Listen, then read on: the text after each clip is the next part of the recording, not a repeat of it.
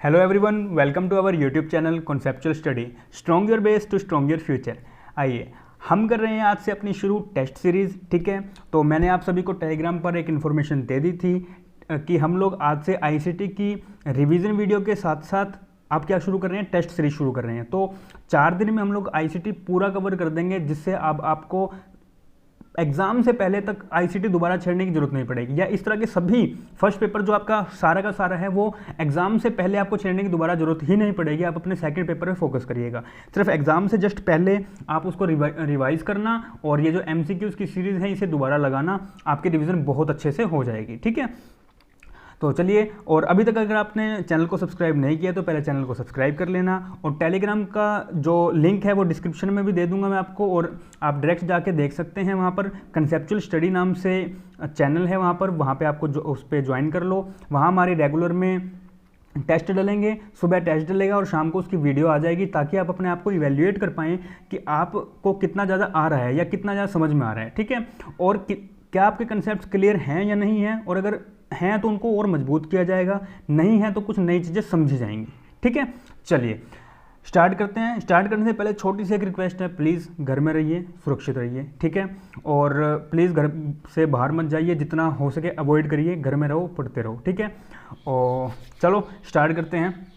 ठीक है, पहला क्वेश्चन क्या कहते हैं, 1 byte is equal to 1 byte. देखो सबसे पहले आता है बिट। जिसने रिवीजन वीडियो देखी है उसको पता होगा, उसको मैंने प्रॉपर ये तरीके से करवा रखा है। ठीक है, अगर अभी तक आपने वो रिवीजन वीडियो नहीं देखी है तो प्लीज़ जाके उस पर देखिए।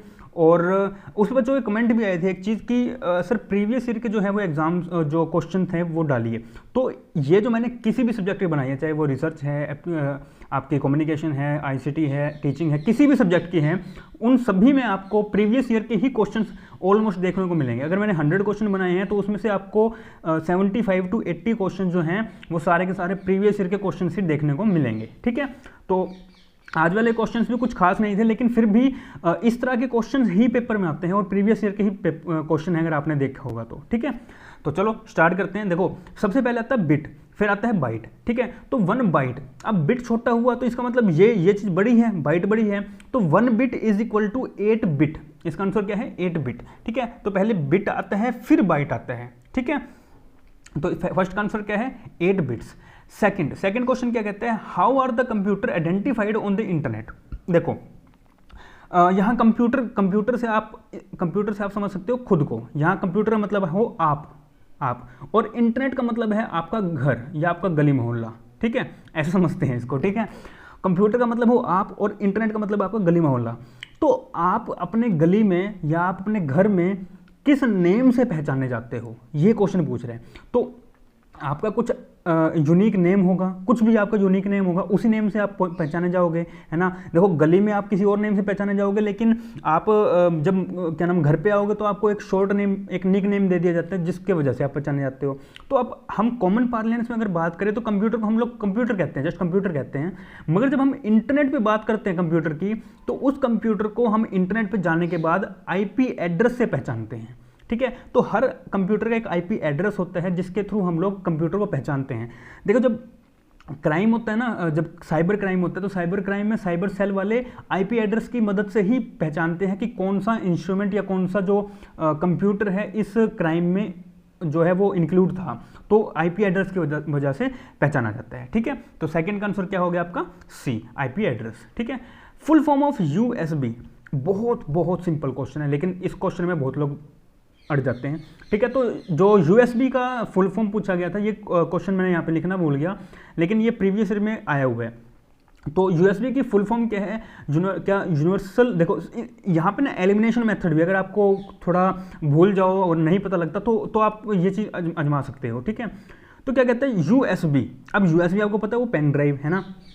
USB देखो मेनली तो यूनिवर्सल है, यूनिवर्स तो हो नहीं सकता, तो ये ऑप्शन खत्म, कुछ नहीं लेना देना। क्या वो ब्लॉक होता है, क्या वो ब्लॉक से काम करते हैं, या कुछ बस जैसी कोई चीज़ होगी। बस जैसी चीज़ मतलब, बस का मतलब होता है कि एक दूसरे से ना ऐसे जुड़ी हुई। ठीक है, तो उसमें क्या एक मदरबोर्ड टाइप एक चिप होती है, है ना, जिसकी वजह से काम करता है। तो वो क्या है, उसमें एक छोटे छोटे इस तरह करके वो उन्होंने लगा भी रखे होते हैं, ठीक है, माइक्रो प्रोसेसर्स के थ्रू, या आप छोटे छोटे वो जिसे कहते हैं टांके लगा देते हैं देसी भाषा में। तो वो चीज़ है। तो क्या बात आती है यहाँ पे, अब बचा कौन सा, ब्लॉक यहाँ से कट गया, ब्लॉक यहाँ से कट गया, अब बस यहाँ पे था, पहले यूनिवर्स कट गया, बचा क्या ले देगी, यूनिवर्सल सीरियल बस, है ना। तो इसको भी ऐसे कर सकते हैं। तो थर्ड का आंसर क्या है, यूनिवर्सल सीरियल बस, ठीक है। अब उसके बाद फोर्थ क्वेश्चन क्या कहता है, विच component of the computer performs mathematical operation. देखो मैंने आपको रिवीजन में भी ये चीज़ बताई थी, मैथमेटिकल ऑपरेशंस कौन परफॉर्म करता है, मैथमेटिकल ऑपरेशंस, सिंपल सी बात, देखो क्या कंट्रोल यूनिट परफॉर्म करेगा, सिंपल सोचो, मैंने आपको बताया था कि आपके घर में आप हो और एक कंट्रोल यूनिट है, कंट्रोल यूनिट कौन, मम्मी या पापा, कंट्रोल यूनिट मम्मी या पापा, और अर्थमेटिक लॉजिक यूनिट कौन हो, आप, जो काम करेगा। वहाँ पे एक ALU था ना, ALU जो minus plus multiply divide less than greater than equal to, ये सारे काम करता है। तो ये कौन हो, ये आप हो, और ये कौन है, आपके पेरेंट्स हैं। तो क्या ये काम करेंगे या ये काम करेगा, काम तो ये करेगा ना, ऑपरेशंस तो ये परफॉर्म करेगा। CPU को तो कोई लेना देना नहीं, CPU में ये दोनों चीज़ जाती हैं। CPU में अर्थमेटिक लॉजिक यूनिट भी आता है, कंट्रोल यूनिट भी आता है, और रैम भी इसी में लगाते हैं। रैम के लिए एक ऐसी कुछ चिप सी बनी होती है, मतलब सपोर्ट सा बना होता है, इस पॉइंट पे आके हम लंबी सी चिप लगा देते हैं, वो हो जाती है रैम। तो आंसर क्या हुआ इसका, ALU, अर्थमेटिक लॉजिक यूनिट, ठीक है। Fifth question, which of the following language, अब यहाँ पे लैंग्वेज की बात करते हैं, विच of the following language was used in the second generation of computers. देखो जब भी आपको जनरेशन से क्वेश्चन आएगा ना, तो वो आपको कभी भी जो है वो ईयर से क्वेश्चन नहीं पूछेगा, क्योंकि हर बुक में डिफरेंट ईयर्स दे रखे हैं, तो सबका अपना अपना तरीका है वहाँ पे ईयर्स देने का, ठीक है। तो सेकंड जनरेशन या फर्स्ट जनरेशन या कोई भी जनरेशन से अगर पूछेगा, तो आपको या तो लैंग्वेज से क्वेश्चन पूछा जाएगा, या फिर आपसे पूछा जाएगा कि उसमें उस टाइम पे कौन से यूज़ किए जाते हैं, मतलब जैसे चिप्स यूज़ होते हैं, वैक्यूम ट्यूब्स यूज़ होती हैं, या क्या यूज़ होती हैं, तो वो पूछा जाएगा, ठीक है।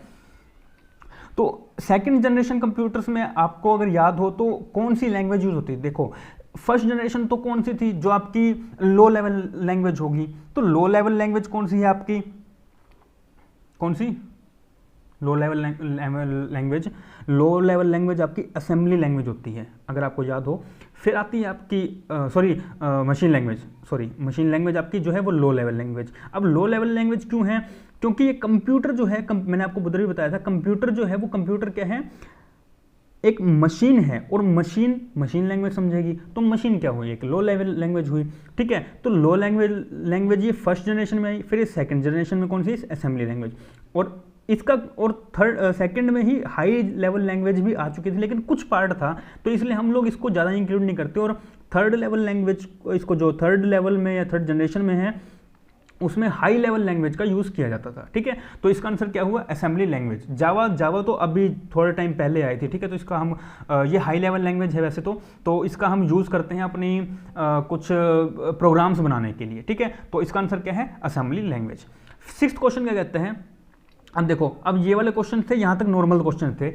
अब बात आती है प्रीवियस ईयर की। अभी देखो प्रीवियस ईयर 2018 में ये क्वेश्चन आया हुआ है, ठीक है। तो क्वेश्चन क्या कहता है, which piece of the computer hardware is the known as the brain. अब ये पॉइंट है ना, ब्रेन को पकड़ो, of the computer and is responsible for processing instructions process कराने के लिए ब्रेन काम करता है। ये आपकी बॉडी है और यहाँ आपका ब्रेन है, तो इस ब्रेन को प्रोसेस कराने के लिए क्या काम करेगा। वैसे ही ये क्या है, ये सारा का सारा ये कंप्यूटर है, इस कंप्यूटर का ये वाला पार्ट क्या है, ब्रेन वाला पार्ट CPU कहलाता है। और CPU में हमने अभी जस्ट पढ़ा 2 क्वेश्चन पहले कि कंट्रोल यूनिट भी आता है और आपका जो है अर्थमेटिक लॉजिक यूनिट भी आता है ना। तो अब यहाँ पे ब्रेन की बात कर रहे हैं, तो ब्रेन कौन सा हुआ आपका, CPU, ठीक है। तो क्वेश्चन 6 का आंसर क्या है, CPU हो गया। देखो अब इस क्वेश्चन में बच्चे अटकते हैं, which the following pairs least matches in the respect of computers, ठीक है। तो लीस्ट मैचेस, अब ये भी क्वेश्चन 2018 में क्वेश्चन आया हुआ है। अब देखो, क्या www की full form world wide web होती है, जी सर बिल्कुल होती है। पीडीएफ की फुल फॉर्म क्या होती है, पोर्टेबल डॉक्यूमेंट फॉर्मेट, ऐसा ही होता है, हाँ बिल्कुल होता है, ठीक है। फॉर 1 मेगाबाइट, याद करो 1 मेगाबाइट, क्या ऐसा नहीं होता था कि 1024 KB, फिर 1024 MB। अब ये 8 बिट्स 8 बिट्स बोले तो 1 बाइट इंटू 1024 इंटू 1024 बोले तो KB और उसमें फिर MB, आगे खत्म हो गया। तो 1 मेगाबाइट इक्वल टू दिस। अब आता बात HTTP। अब ये तीनों मिल गए तो ऑब्वियस ये वाला होगा, लेकिन इसमें गलती क्या है, ठीक है। तो HTTP क्या है, HTTP देखो HTTP अकेला नहीं है, HTTPS है, ठीक है। तो HTTP की तो अपने को फुल फॉर्म पता है, हाइपर टेक्स्ट ट्रांसफर प्रोटोकॉल। अब S की क्या होती है, S में S यहाँ पे ना स्टैंडर्ड दिया है, तो स्टैंडर्ड यहाँ पे नहीं होता। HTTPS की फुल फॉर्म होती है hyper text transfer protocol secures. आपको ना कुछ वेबसाइट पे ऐसे लगा हुआ मिलेगा, ऐसे ट्रायंगल है ये, ठीक है, ये ट्रायंगल मान लेना यार, ठीक है। ये इस तरह का कुछ ट्रायंगल सा कुछ पे लिखा होगा HTTP, जहाँ लिखा होगा ना ऊपर, जहाँ URL होती है वहाँ पे देखना कुछ ऐसा मिलेगा, और कुछ में ना ऐसे करके लॉक बना होगा, ऐसे करके लॉक कुछ बना होगा, ठीक है। तो इस लॉक का मतलब होता है सिक्योर HTTPS, और इसका मतलब होता है HTTP, मतलब ये सिक्योर नहीं है। तो जब आप पेमेंट करते हैं या कुछ कॉन्फिडेंशियल काम करते हो तो आप HTTPS पे जाके करो, वरना मत करो, ठीक है। चलो, तो इसका आंसर क्या हुआ, D, hyper text transfer protocol standards. अब स्टैंडर्ड्स की जगह क्या आना चाहिए, सिक्योर होना चाहिए, ठीक है। क्वेश्चन नंबर 8 क्या कहते हैं, इन न्यू लैपटॉप, एक नया लैपटॉप है, has been produced that weight less. अब उसका जो वेट है वो लेस है, थोड़ा है, ठीक है। Is smaller and use less power, वो थोड़ी सी पावर यूज करते हैं देन प्रीवियस लैपटॉप मॉडल। मतलब एक तो ये लैपटॉप था और एक ये लैपटॉप है, तो ये वाला लैपटॉप तो पुराना वाला लैपटॉप था और ये वाला नया जो अभी लिए है, ठीक है। Which of the following technologies has been used in the accomplish it this. तो क्या ये वाला कंप्यूटर जो है वो थोड़ा स्लो काम करता है या फास्ट काम करता है। तो अब मेन जो होता है ना इसमें मेन बात आती है आपकी ड्राइव कैसी है, ठीक है। देखो क्या यूनिवर्सल, अब इसके ऑप्शन में जाते हैं। आप क्वेश्चन अगर आपको नहीं समझ में आया तो इसके जस्ट ऑप्शन में जाओ। वैसे तो क्वेश्चन मैंने समझा दिया कि 2 लैपटॉप हैं, जो पुराने वाला है वो थोड़ा सा स्लो काम करता था और बहुत ज़्यादा हाई पावर लेता था, मतलब आप उसको सारा दिन चार्ज में लगा कर रखते थे तो वो काम करता था। लेकिन जो आपने नया लैपटॉप लिया वो एक तो लेस पावर कंज्यूम करता है, दूसरा स्मॉल है और लेस वेट है, ठीक है। तो क्या चीज़ इसमें ऐसी लाए गए हैं जो पुराने वाले को अच्छे से रिप्लेस कर सकती है, ठीक है। तो अब पहले आप इस पे जाओ अपने क्या नाम है ऑप्शंस पे। यूनिवर्सल सीरियल बस माउस, कोई मतलब ही नहीं है यूनिवर्सल सीरियल बस माउस। यूनिवर्सल सीरियल बस तो अपनी एक पेन ड्राइव होगी, माउस का तो मतलब ही नहीं है। अगर हम USB भी लेके चलते हैं तो आपका वो तो एक स्टोरेज डिवाइस है। मैंने आपको रिवीजन वीडियो में भी देखा, लेकिन रिवीजन वीडियो में किसी का भी आंसर नहीं आया, ठीक है। USB एक स्टोरेज डिवाइस है। USB is not a primary and neither a secondary device, ठीक है। तो it's a just a storage device, okay. तो यूनिवर्सल सीरियल बस नहीं होगा, तो फास्टर रैंडम एक्सेस मेमोरी नहीं होगा। ब्लू रे ड्राइव तो CD और DVD को रिप्लेस करके आई है, ठीक है। सॉलिड स्टेट हार्ड ड्राइव आप यूज करते हो ना, हार्ड ड्राइव आपकी जो CPU में एक ड्राइव होती है, ठीक है, उसकी मदद से आप अपने कंप्यूटर को फास्ट कर सकते हैं, ठीक है। तो इसका आंसर क्या है, solid state hard drive. 9th question क्या कहता है, which of the following statements regarding the term ICT is और आर ट्रू। देखो अब इनमें से कौन सी सही है और कौन सी नहीं है, ठीक है। तो पहली क्या कहती है, ICT is acromion that stands for the information and commerce technology. क्या ये सही है, नहीं सर बिल्कुल सही नहीं है। क्यों, क्योंकि इंफॉर्मेशन एंड कम्युनिकेशन टेक्नोलॉजी होता है, not commerce technology, communication technology, ठीक है। फिर क्या कहता है, converging technologies that exemplify ICT includes the merging of audio visual telephone and computer networks through a common cabling system. बिल्कुल होता है, आप एक कॉमन केबल मतलब एक सिंगल केबल की मदद से आप ये सारे काम कर सकते हो। देखो अगर आपके किसी घर में ब्रॉडबैंड लगा हो या आपने कभी देखा हो तो एक सिंगल तार आती है, उसको आप कंप्यूटर से कनेक्ट करते हो, उसी को आप टेलीफोन से कनेक्ट करते हो। आपने देखा हो टेलीफोन की तार होती है, मैंने आपको बताया भी था, मॉडम याद आया तो मॉडम में मैंने बताया था कि टेलीफोन की तार से कनेक्ट करा जाते हैं। तो टेलीफोन की तार आती है, उसी से आप टेलीफोन कनेक्ट करोगे, उसी से आप कंप्यूटर कनेक्ट करोगे, फिर आप उसी से वाईफाई इंटरनेट चला सकोगे, ठीक है। तो ये सारे काम इकट्ठे करती है एक वायर के थ्रू। तो इसका जो P है, जो आपका Q है वो तो है बिल्कुल सही, लेकिन जो P है वो है आपका गलत, क्योंकि यहाँ पे कॉमर्स की बजाय कम्युनिकेशन होना था। तो इसका आंसर क्या होगा, only Q is the right answer, ठीक है। तो ये क्वेश्चन जो है वो प्रीवियस ईयर में आया हुआ है 2018 में, ठीक है। चलिए 10th क्वेश्चन क्या कहता है, the data storage hierarchy consist of bits. अब देखो ये क्वेश्चन जो है वो थोड़ा सा मतलब घुमा देने वाला क्वेश्चन है। अगर एक बार बच्चा अटक गया तो फिर गया क्वेश्चन। अगर आ गया समझ में फिर तो कोई दिक्कत नहीं है, ठीक है। तो 2017 में ये क्वेश्चन आया हुआ है। अभी क्या कहते हैं, डाटा स्टोरेज हायरार्की। अगर आपको हायरार्की याद हो तो मैंने भी आपको करवाई थी कुछ इस तरह से मैंने आपको डाटा बनवाया था, ठीक है, इस तरह से, ऐसे और ऐसे, ठीक है। उसमें अगर ये आपको याद हो तो, और ये प्रॉपर एक लाइन यहाँ पे मैंने लिखवाई भी थी, ठीक है। तो क्या कहते हैं, देखो मैंने आपको सबसे पहला क्वेश्चन याद करो। सबसे पहले क्या आता है, बिट आता है या बाइट आता है? क्या बिट आता है या बाइट आता है? क्या बिट आता है या बाइट आता है? बिट आता है, बिट आता है ना। तो बाइट वाला ऑप्शन तो अपने आप कट गया, खत्म ना। तो बिट फिर बाइट, बिट बाइट, ठीक है। Field records files and database, records fields files and database. क्या होना चाहिए सही? एक बार खुद सोचो। देखो क्या यहाँ तक तो ठीक है, यहाँ तक तो मतलब ये दोनों सेम है। अब इन दोनों में बी और डी में से कुछ होना चाहिए। ए और सी तो खत्म हो गया, पहले ऑप्शन से खत्म हो गया, ठीक है। क्या आप पहले रिकॉर्ड कलेक्ट करेंगे, फिर फील्ड में जाएंगे, फिर फाइल बनाएंगे और फिर डाटाबेस बनाएंगे, या पहले आप फील्ड में जाएंगे, है ना। अब इसका आंसर देखो, आंसर तो इसका बी है। मैं आपको बता देता हूँ क्यों। आपने यहाँ तक तो कर लिया, पहले फील्ड में जाएंगे। फील्ड मतलब मान लो आपने ना किसी पार्क में जाओ, और किसी पार्क में जाके ना आपने देखना है कि आप उस पार्क में झूले कितने लगे हुए हैं, ठीक है। तो आप उस पार्क में गए, बोले तो फील्ड में गए, वहाँ पे जाके आपने रिकॉर्ड इकट्ठा किया कितने झूले लगे हुए हैं, उनको फाइल में डाला, मतलब लिखा, और उस फाइल को आप कंप्यूटर में लाके आपने बना दिया और उसका एक डाटाबेस तैयार कर दिया। मतलब आपने उसका एक प्रॉपर, जैसे आप PDF कहते हैं, ठीक है, उस तरह का एक डाटाबेस आपने तैयार कर दिया। तो ये हुआ। तो क्या हुआ, बिट्स, पहले बिट्स आता है, फिर बाइट आता है, फिर फील्ड आती है। आप फील्ड में जाओगे, रिकॉर्ड इकट्ठा करोगे, रिकॉर्ड इकट्ठा करके फाइल में अरेंज करोगे, अरेंज करके उसको डाटाबेस बनाओगे। हो गया कंप्लीट, हायरार्की होगी कंप्लीट। इसका आंसर क्या हुआ, बी। आंसर क्या हुआ इसका, बी, खत्म, ठीक है। अब इसके बाद अब ये क्वेश्चन जो है वो ना, देखो ये ना 2 से 3 जगह क्वेश्चन पूछा जाता है। एक पूछा जाएगा आपसे रिसर्च में भी, टीचिंग में भी, ICT में भी आपको पूछा जा सकता है, ये हायर एजुकेशन में भी। देखो चार जगह से क्वेश्चन, चार सब्जेक्ट में क्वेश्चन, सेम क्वेश्चन बना हुआ है, ठीक है। और एक क्वेश्चन आया भी हुआ है 2015 में। NME ICT मैंने आपको ये तीनों में करवाया ये, ठीक है। आप कोई भी वीडियो उठा के देख लो रिवीजन की, मैंने तीनों में करवाया है, तीनों चारों में, ठीक है। तो अब देखो पहली बात तो ये जो ICT है इसकी फुल फॉर्म पता है, इंफॉर्मेशन एंड कम्युनिकेशन टेक्नोलॉजी। देखो क्या ये चारों में सेम है, इंफॉर्मेशन एंड कम्युनिकेशन टेक्नोलॉजी? जी सर, बिल्कुल।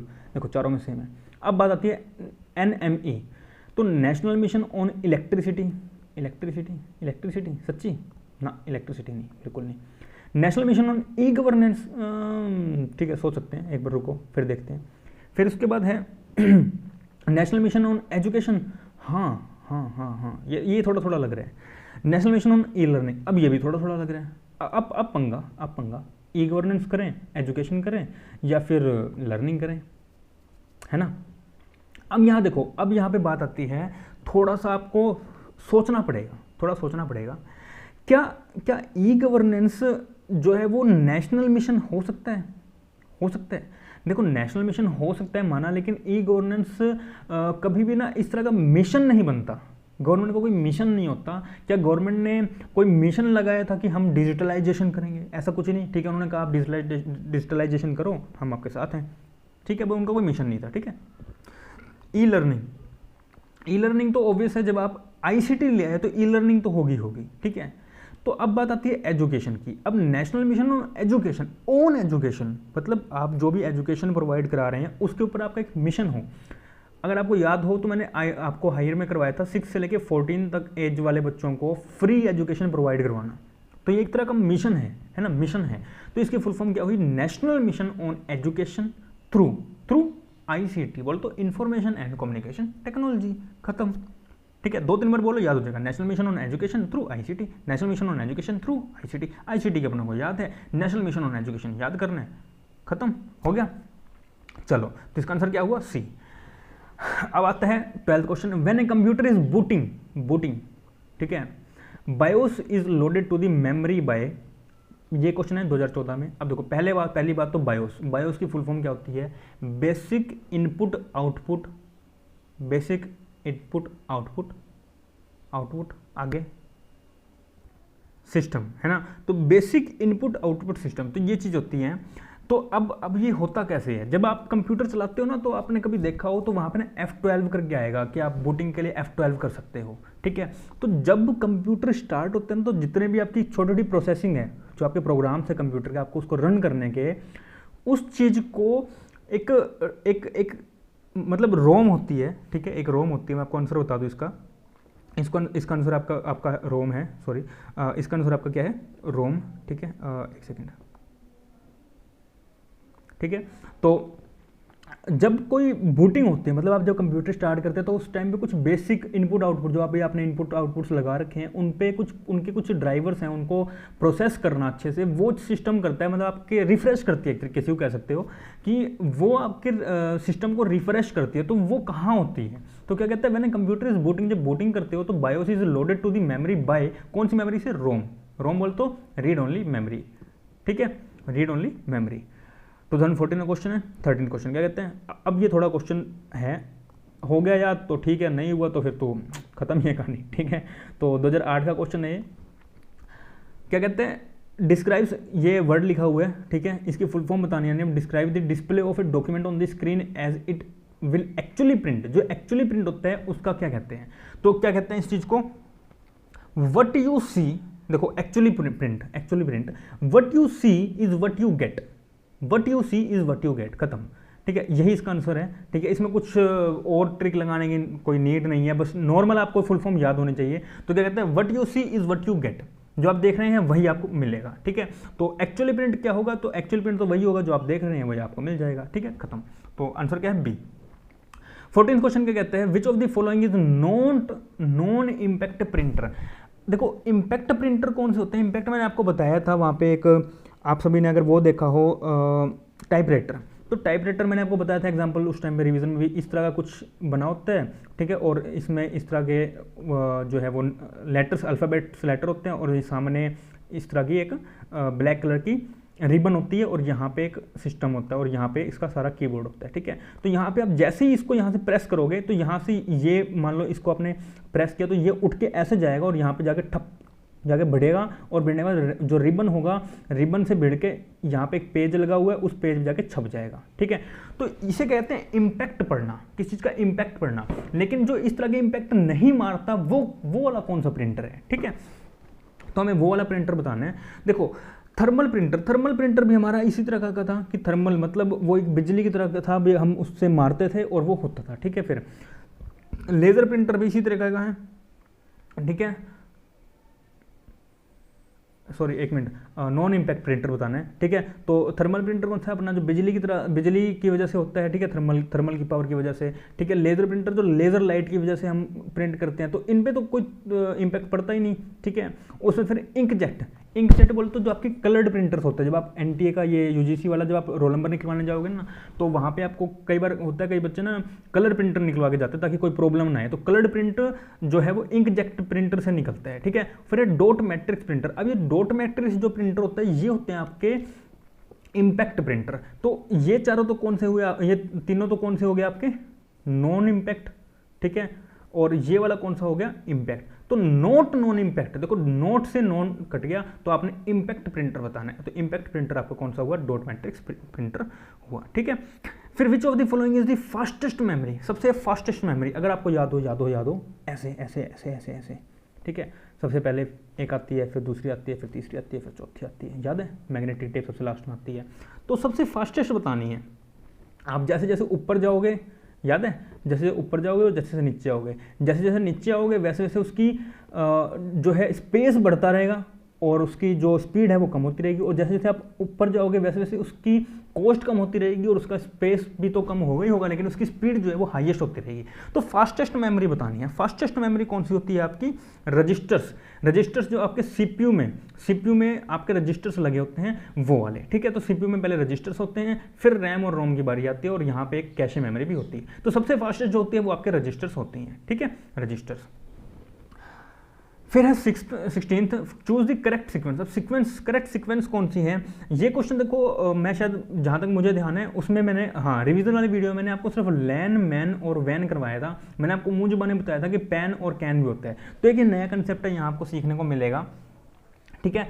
तो पैन होता है जिस तरह आपका ब्लूटूथ हो गया, ब्लूटूथ हो गया वगैरह, ठीक है। कैन हो गया आपका थोड़ा सा बड़ा, मतलब एक घर में ही मान लो ये इस तरह का हो गया, तो एक घर में आप जब एक टोपोलॉजी या यूँ कह लो कि आप कनेक्ट कर लेते हो अपने डिवाइसेस को, वो चीज़ होगी, ठीक है। तो यहाँ पे अपने करेक्ट सीक्वेंस बताने हैं कौन सी आपकी करेक्ट सीक्वेंस है, ठीक है। तो देखो सबसे पहले आता है आपका पैन, मैंने बता दिया, फिर आता है आपका कैन, फिर आता है आपका लैन। लैन बोले तो local area network. Local area network मतलब एक एरिया में, पर्टिकुलर एरिया में, जैसे कि किसी ऑफिस में पूरे ऑफिस के कंप्यूटर्स को कनेक्ट किया हुआ है। फिर आता है मैन, मेट्रोपॉलिटन एरिया, ठीक है।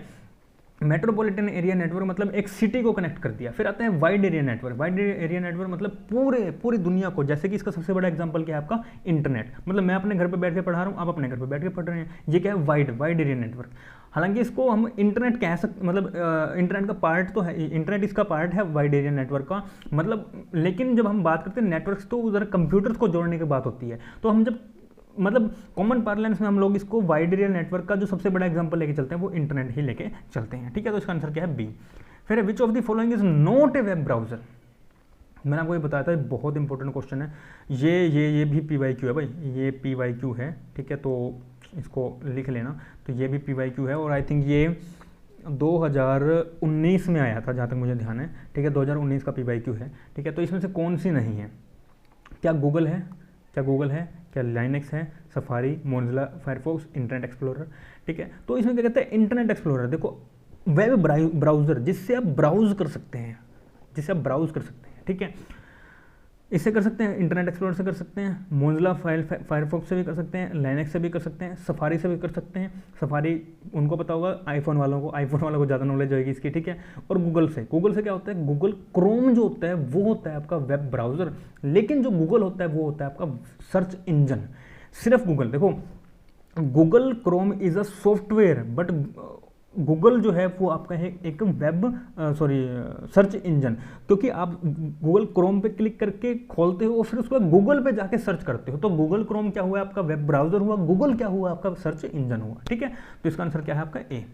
फिर है डैश कन्वर्ट से websites domain name into a unique, किसमें unique numerical IP address that identifies the computer where the website is stored.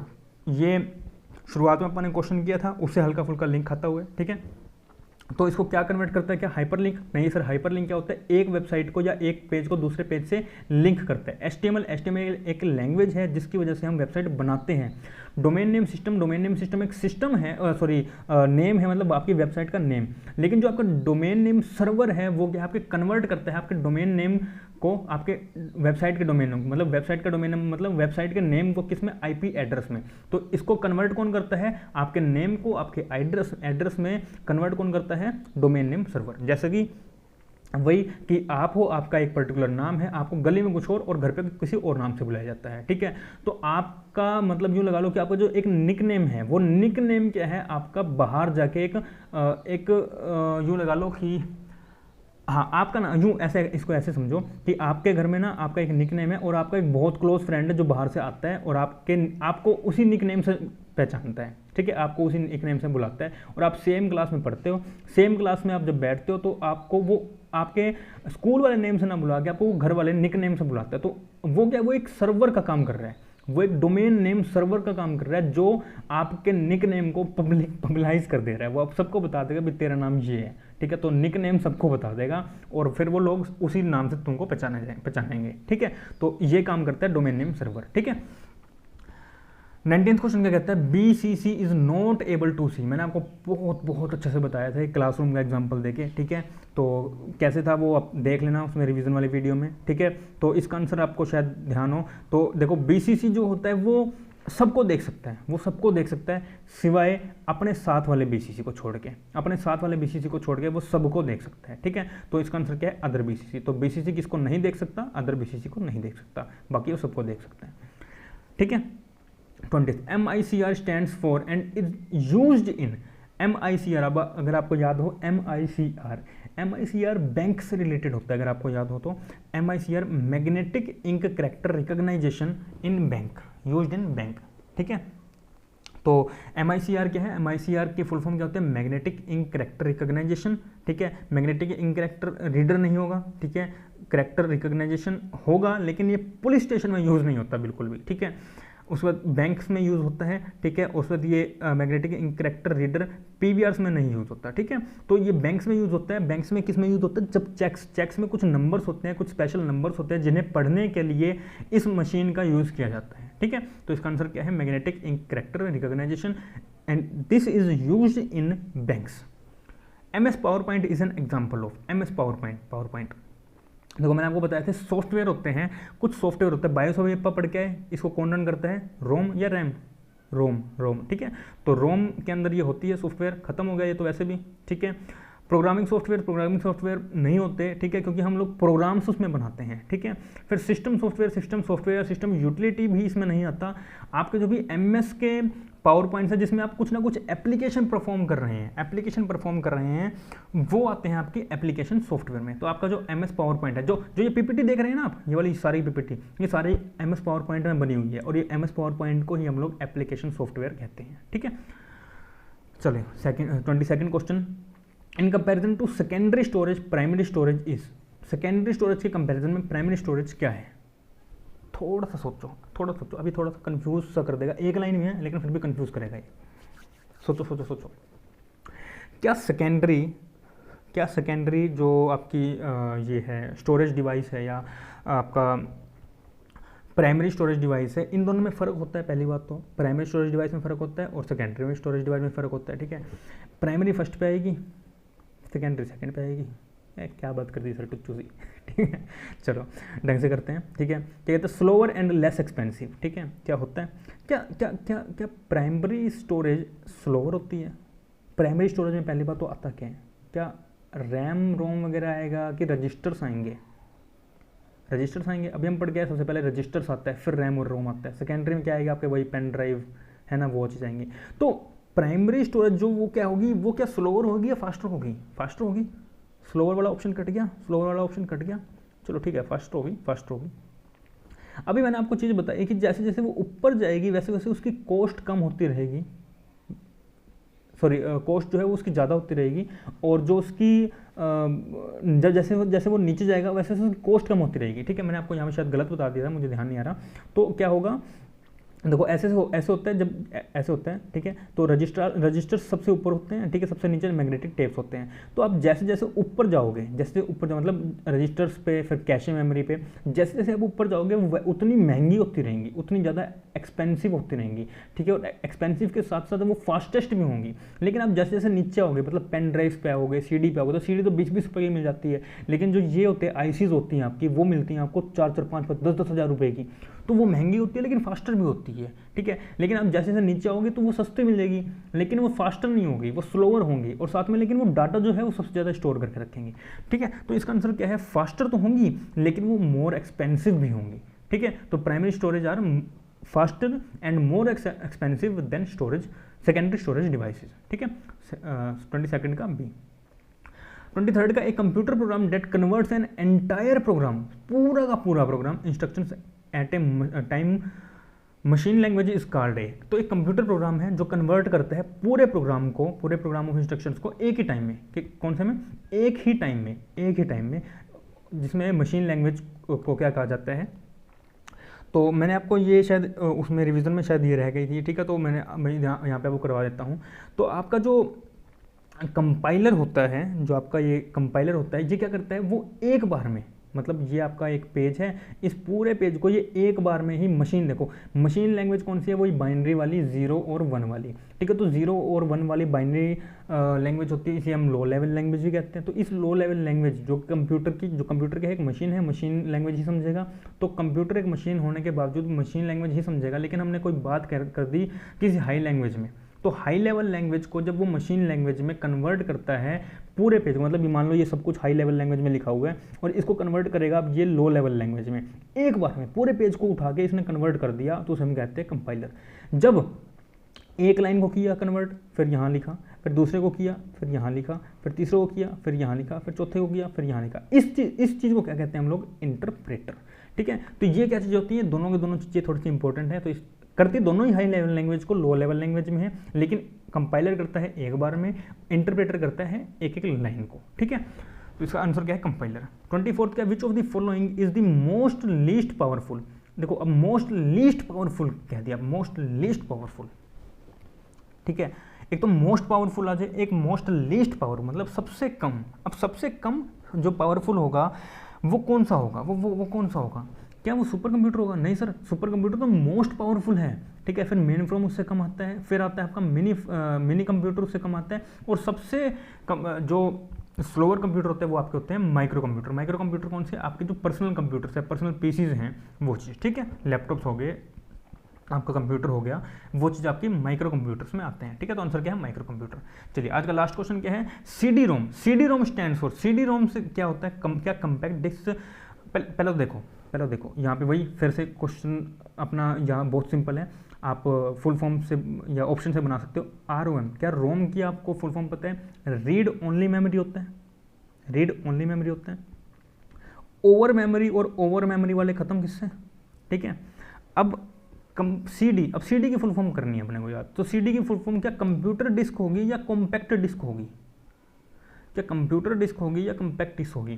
Computer disc नहीं होगी, क्योंकि कंप्यूटर क्या खुद का कोई डिस्क नहीं होता। कंप्यूटर में ड्राइव्स होती हैं, और वो ड्राइव्स कौन सी होती है? CD ड्राइव होती है, हार्ड ड्राइव होती हैं, ठीक है। लेकिन जब हम अलग से लगाते हैं, आपने CD अगर देखी हो तो कुछ इस तरह की सर्कल होती है, ठीक है, मतलब सर्कल मान लेना है इसको, ठीक है। इस तरह का कुछ सर्कल सा होता है, तो ये इसके चारों तरफ जो डाटा होता है वो सारा का सारा यहाँ पे स्टोर होता रहता है, ठीक है। फिर आपके बाद उसके बाद फिर DVDs आई, फिर अब आज के टाइम पे जो वो ब्लू रे डिस्क आ गई हैं, तो ब्लू रे ने जो है वो इन दोनों को जो है वो रिमूव कर दिया है मार्केट से, मतलब पूरी तरह नहीं हुआ है बट फिर भी एक रिमूव कर दिया है, और इसमें आप 15 से लेके 25 GB के डाटा को आप स्टोर कर सकते हैं एक बार में, ठीक है। तो इसका आंसर क्या है? Compact disc read only memory, ठीक है। तो ये है इसका आंसर क्या? B, compact disc read only memory, ठीक है।